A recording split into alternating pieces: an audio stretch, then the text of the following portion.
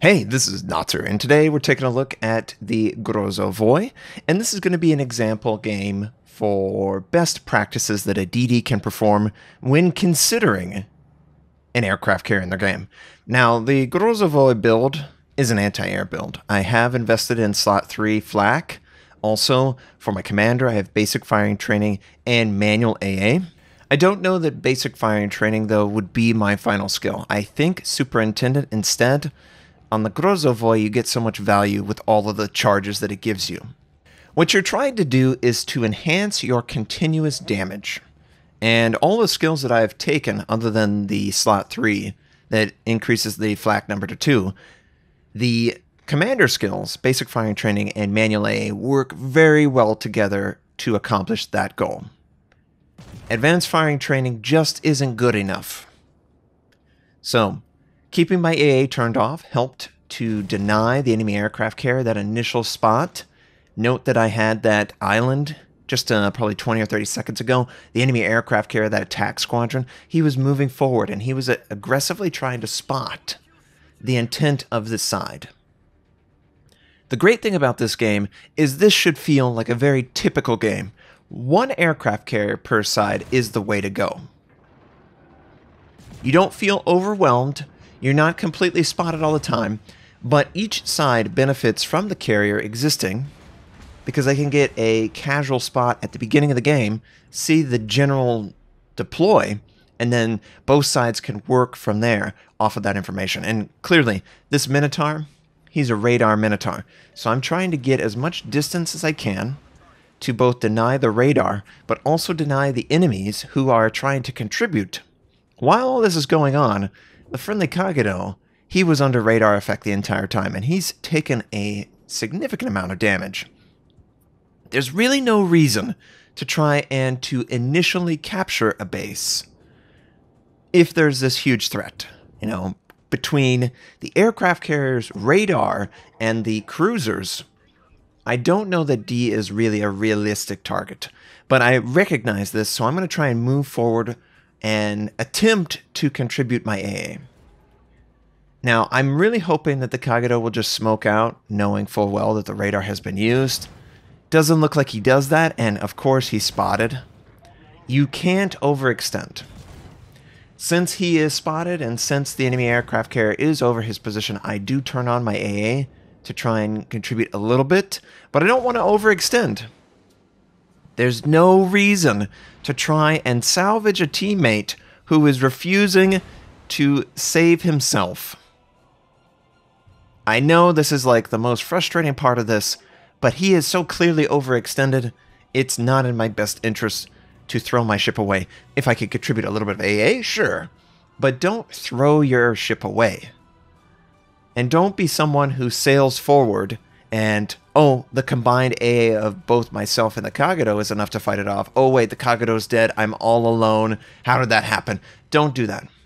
Now, unfortunately, the enemy aircraft carrier attacked with the island, blocking my AA contribution to that Kagero, and we were able to come around and then eventually finish off the fighter. What he was attempting to do was use the fighter to stay above the Kagero long enough to spot it so his teammates could kill it. And unfortunately, that basically feels like the most valid use of the fighter consumable right now for aircraft carriers. It's one of the glaring issues. Fighters don't contribute enough to the anti-air game. The aircraft carrier can't deny territory with their fighters, and the fighter that hovers over a ship, it's a very mediocre solution compared to defensive fire, compared to manual AA, all those other basic firing training. He is so clearly trying to go after the friendly. I know that. I'm openly keeping my AA turned on. I'm attempting to try and deny him any chance to drop on the teammate. And oh, the teammate, you can't do that. You can't wait until the very last moment to put your smoke out. He would have died if the enemy was more skilled. I can't tell you how annoying it is to see players refuse to use their smoke aggressively. He should not be under 1%. You know, he shouldn't be at 931 hit points. That was literally his first smoke, and he uses it just in time for the Minotaur to be back with radar. He should have used the smoke when he first went into capture, when that torpedo bomber attempted and did good damage against him. Fully capture the base and then retreat. These are half measures. There's no point in being half-hearted with your aggression or your base capturing. You've got to go all in, and you got to go the right way. Enemy aircraft carriers attempting to go after the Musashi. My defensive fire is not up quite yet, but I have my priority sector set up. I'm attempting to try and slow down his torpedo menace. I don't really care about the torpedo that's going up into the sky. I care more about the torpedo squadron that's still actively maneuvering. That's where I want the damage to go. And obviously, keeping the enhanced side of the ship facing towards the enemy, it's especially important as that DD. It's really the only way that you can keep your damage output competitive with a cruiser in the AA game. But we did all right. Looks like he may or may not. Yeah, okay, so note what he was trying to do. Once again, he was trying to place a fighter to do passive scouting. Because the fighter doesn't really do anything else, this is honestly the most valid use of it until they buff it up so it can actually defend the team. While this is up, though, it is revealing location, so I'm just going to try and work it down with my AA. I know full well that this is revealing my location to the enemy, but if I take this out, then the Musashi should have a nice disengage path. Hopefully. Friendlies are still contributing over here, and we've done a good job of surviving. Now we need to excel. This enemy Minotaur, he's already used 2 radars twice. He's in a really unfortunate position now. Multiple friendlies can fire on his position, and I want to contribute towards that. And I'm just going to use my high explosive on cooldown, try and set fires, try and set anything on this guy to force him to maybe move forward and die. There is a friendly cruiser that he's sailing directly into. And note the Kagito. Very low, yet still too far forward for his own good. I'm going to try and provide the AA support. I do have defensive fire, and I don't even get to that point. The enemy Minotaur uses his radar, and in response to that, the Kagito dies. Because the Kagito dies, I know that we need to kill this guy, so I'm just going to go all in on damage. If we don't kill this guy, maybe someone else will be able to take advantage of that radar. And it does indeed look like there's something behind the Minotaur. But we're able to avoid. Going to use the last heal charge. We have the base. The enemy aircraft carrier is attempting to contribute, but honestly, I think it's too late. I think we did a good enough job of stalling out this flank. This was the primary flank of the enemy, by the way. You don't need to try and go for the base capture in the first minute of the game. This is one of the comments that I keep continuously reading, and I totally agree. Why do players try and force themselves on a situation? You gotta have a plan. If you don't have a plan, then you're at a disadvantage, because everyone else has a plan. And my initial plan is to always keep my AA turned off, force the enemy aircraft carrier to have to scout 3.5 kilometers rather than the 6. If and when the enemy aircraft carrier goes hard on you as that DD, disengage.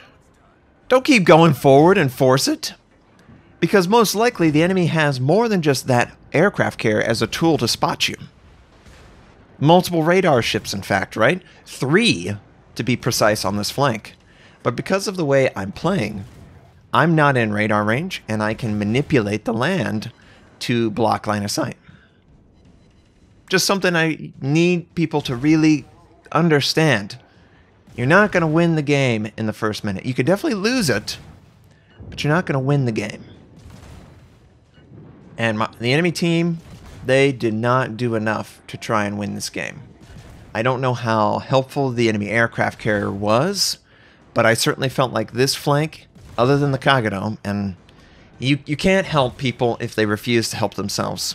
Just give up on them, invest in the players that are playing correctly, and use that as your win condition. Don't try and keep a player alive that just wants to die. Just let them die. It's a really, really frustrating part of the game. Any game, honestly. but you have to recognize who is not worth saving, and don't invest any more time and effort into it. It's especially obvious that destroyers are the ones that they just don't know. 70 to 80% of them just straight up don't know what to do. And they're not actively looking to change their strategy. They just want to complain that the aircraft carrier has taken away all of their play potential and they refuse to play. Well, I'm not someone who gives up that easily. I don't go trying to blame something else for my current problems. I try and figure out a solution, any solution, and one of the solutions that I found to consistently have more impact over a game is to keep that AA turned off until you absolutely need it. And you've got to beat the aircraft carrier early. Early to mid-game is where the carrier loses. Late game is where it dominates. So, knowing all of this, you've got to have the ability to survive the initial spot. You need to force the enemy aircraft carrier to go disengage and go do something else. And while he's going to do something else, you need to win the game right now.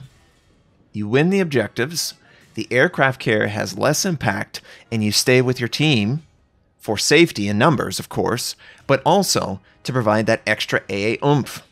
Don't underestimate the contribution that a single DD can make in the AA game. Because continuous works the way it does, everyone's continuous contributes to knocking out that enemy aircraft carrier rapidly. Plus, in the case of the Grozovoi, I've got a really great defensive fire, and it's really effective. So, I'm just trying to help everyone feel a little bit more comfortable, especially in the DD game with aircraft carriers. They are a menace, but if you work actively to work against their strengths, you can still have just as much impact as that DD that you, someone like me, craves that play. I crave the idea that I could still operate independently, aggressively, and be my representative on a flank, pushing forward. You totally can still do that. You just can't do that at the very, very, very beginning, because the aircraft carrier is looking actively just for you. So it's going to be a win. Incredibly happy with the Grozovoi. Defensive fire, after they introduced that sort of delay in the F key spam, it feels a lot more impactful. Coupling that with your priority sector and then also turning your AA on and off, you are very scary to an aircraft carrier because he could stumble into a very dangerous situation with 3.5 concealment and then defensive fire, right? Leave in the comments what you think. I hope you enjoyed this. I hope you have a wonderful day, and I'll catch you next time.